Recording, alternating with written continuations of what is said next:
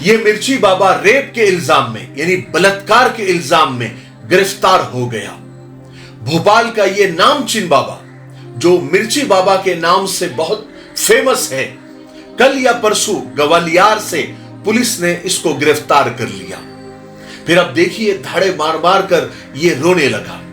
اس بابا پر یہ الزام ہے کہ اس بابا نے ایک عورت کو جس کو اولاد نہیں ہوتی تھی، اولاد نہ ہونے کی وجہ سے وہ پریشان تھی، اسے اولاد دینے کا جھانسا دے کر بلایا اور کمرے میں اکیلے لے کر گیا اور اسے بے ہوشی کی دوا دے کر بے ہوشی کی حالت میں اس پر ریپ کیا۔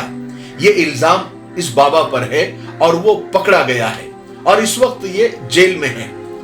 اس ویڈیو کو آپ لوگ کسی دھرم کے اینگل سے یا مذہب کے اینگل سے نہ دیکھیں، کیونکہ ایسے پاکھنڈی بابا ہر دھرم ہر مذہب میں پائے جاتے ہیں، اور ایسے باباؤں کو اور نقلی عاملوں کو خدا ماننے والے اندھ بھکت اور توہم پرست ہر دھرم ہر مذہب میں موجود ہوتے ہیں۔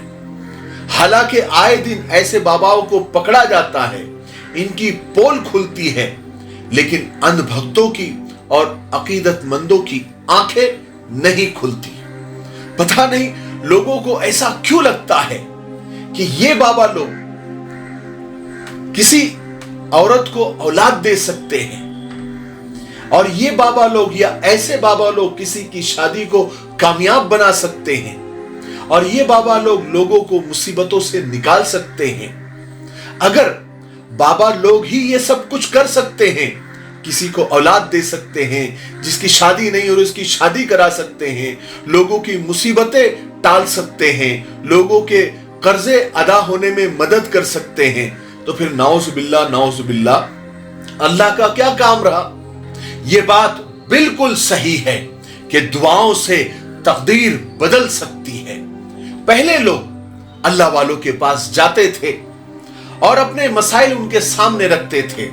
کسی کی اولاد نہیں ہو رہی ہے، کسی کی شادی نہیں ہو رہی ہے، اپنے دکان و مکان کی خیر و برکت کے لیے اور اپنی پریشانیاں دور ہو جائے، ان کے لیے اللہ کے ولیوں سے دعاؤں کی درخواست کرتے تھے، اور اللہ کے ولیوں کا اللہ کے ساتھ گہرا تعلق ہوتا تھا، اور وہ اللہ کے ولی اللہ کی بارگاہ میں دعائیں کرتے تھے، پاکھنڈ نہیں کرتے تھے، اور اللہ تبارک و تعالیٰ ان ولیوں کی دعاؤں کو رد نہیں کرتا تھا، اور اللہ کے فضل و کرم سے وہ کام لوگوں کے ہو جاتے تھے، کرتا اللہ ہی تھا۔ لیکن اب کچھ پاکھنڈی باباؤں نے اور نقلی عاملوں نے اس کو دھندا بنا لیا ہے، لاکھوں روپے کمانے کا ذریعہ بنا لیا ہے۔ اب یہ پاکھنڈی بابا ہر بیماری کا علاج کرنے لگے ہیں۔ کوئی بھی بیماری آپ لے کر چلے جاؤ، وہ کبھی نہیں کہتے کہ اس کا علاج ہمارے پاس نہیں ہے، وہ تو کہتے کہ آ جاؤ، ہم تو بیٹھے ہی پاکھنڈ کرنے کے لیے اور پیسہ کمانے کے لیے۔ لیکن جب یہ خود بیمار ہوتے ہیں تو سب سے پہلے ہاسپٹل بھاگتے ہیں۔ حالانکہ یہ لوگ سب دیکھتے ہیں، لیکن پتہ نہیں ان کی اندھ بھکتی جاتی ہی نہیں۔ کسی نے بڑی اچھی بات کہی ہے کہ جو لوگ بے روزگاری سے تنگ آ کر بابا اور عامل بن جاتے ہیں، لوگ انہی کے پاس اپنی روزگار کا مسئلہ اور نوکری کا مسئلہ حل کرنے کے لیے جاتے ہیں۔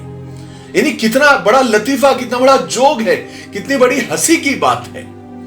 بہت ساری عورتیں شادی کے لیے، اولاد کے لیے پریشان رہتی ہیں، اور وہ اسے حاصل کرنے کے لیے کسی حد تک بھی جانے کے لیے تیار رہتی ہے۔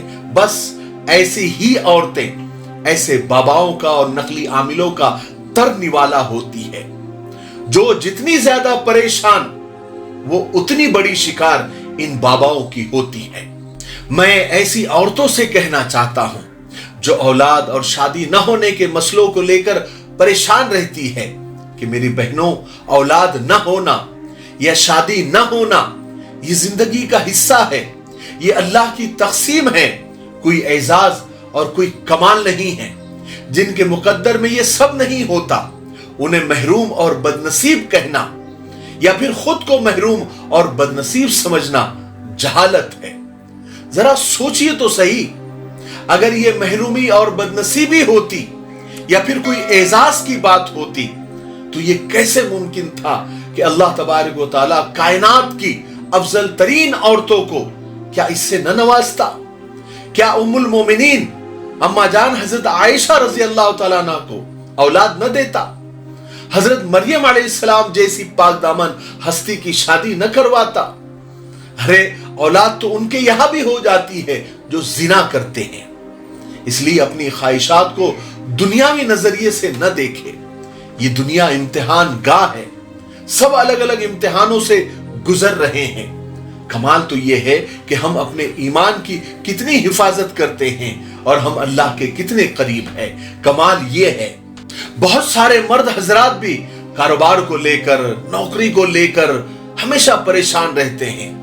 मैं ऐसे मर्दों से कहना चाहता हूं कि अगर आपकी परेशानी खत्म नहीं हो रही है या कारोबार में नुकसान हो रहा है, तो वजीफे और तावीज गंडे और पलीते और ऐसे बाबाओं के चक्कर में पड़ने से पहले एक दफा अपने घर में अपने बीवी बच्चों को जरूर देख ले। कहीं उनके साथ नाइंसाफी तो नहीं हो रही है? कहीं आप उन पर अनजाने या जाने जुल्म तो नहीं कर रहे हैं? या किसी भाई या बहन का हिस्सा तो आपने नहीं खा लिया है? किसका हक तो नहीं मारा है? किसी मुलाजिम या किसी मजदूर की तनख्वाह तो आपने नहीं रोक रखी है? किसी से कर्ज लेकर वापस न करने की नीयत तो आपने नहीं कर रखी है? क्या किसी की जमीन तो आपने हड़प नहीं कर ली है?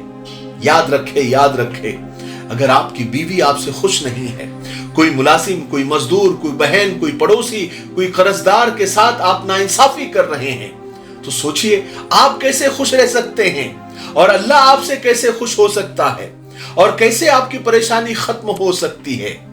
अगर आपको खुश रहना है तो लोगों का हक मारना आप छोड़ दें, लोगों पर जुल्म करना आप छोड़ दें। जरा सोचिए ना, एक इंसान का दिल दुख रहा है और वो छुप छुप कर रो रहा है, दुआओं में आंसू बहा रहा है, और अल्लाह सब कुछ देख रहा है, सुन रहा है, और अल्लाह कभी भी किसी के साथ नाइंसाफी नहीं कर सकता। एक इंसान आपकी वजह से दुखी है तो आप कैसे खुश हो सकते हैं? एक इंसान को आपने परेशान कर दिया है तो आप कैसे सुखी हो सकते हो? इसीलिए मैं हमेशा कहा करता हूं कि कोशिश करो कि कोई अपने रब से तुम्हारी शिकायत ना करे, और याद रखो, किसी के चिल्लाने से मत डरो बल्कि किसी की खामोशी से डरो। अगर कोई खामोशी में अपने रब के सामने, अपने खुदा, अपने अल्लाह के सामने अगर आपकी शिकायत कर रहा है और उसने अगर हाथ उठा लिए हैं, तो फिर कोई तावीज, कोई गंडा, कोई पलीता, कोई आमिल और कोई बाबा आपको परेशान होने से और उजड़ जाने से नहीं बचा सकता। अरे बात समझ में आई?